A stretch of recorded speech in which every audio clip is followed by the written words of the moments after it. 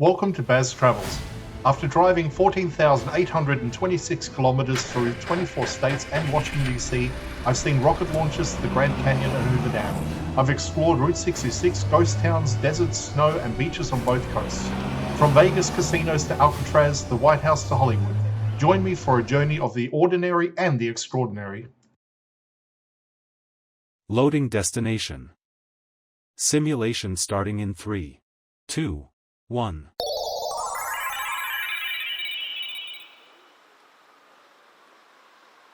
To look around, move your phone or tablet. Click and drag if on a computer or move your head if using a VR headset. Please like and subscribe. Union Station St. Louis opened in 1894 at a time when rail travel dominated how people moved across the country. This was not a small stop. It was built to handle massive passenger flow, and at its peak, tens of thousands of people passed through here every single day. The scale becomes obvious the moment you step inside. The Grand Hall rises up with high vaulted ceilings and long arched windows, designed to make an impression on arrival. This was part of the experience. Rail companies wanted passengers to feel like they had reached somewhere important. Behind it, the train shed once stretched across dozens of tracks under one roof. It was one of the largest structures of its kind in the world at the time. Trains would arrive and depart constantly, feeding movement across Midwest and beyond. Then everything changed.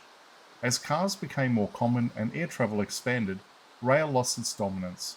Passenger numbers dropped, routes disappeared, and places like this started to empty out. A building designed for constant movement suddenly had far less to do. By the late 1970s, Union Station closed as a major passenger terminal. That moment could have ended it.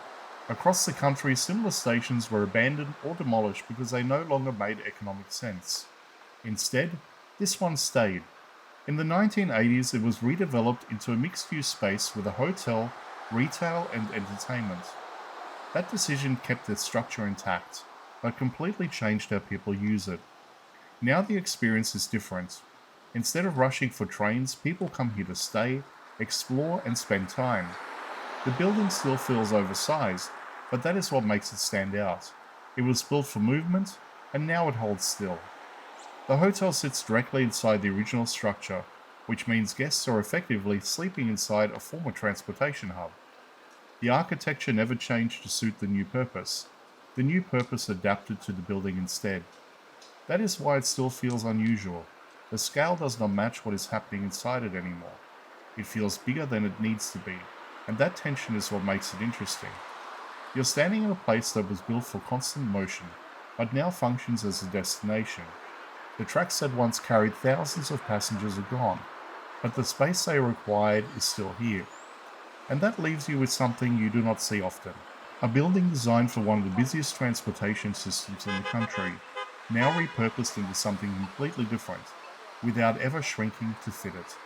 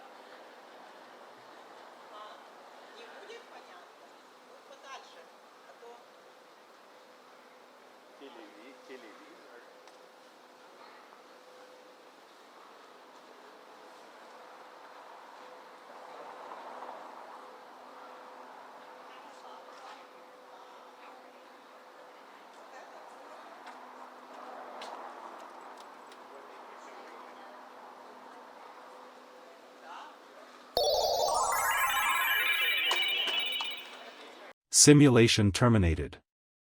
Please comment, like and subscribe.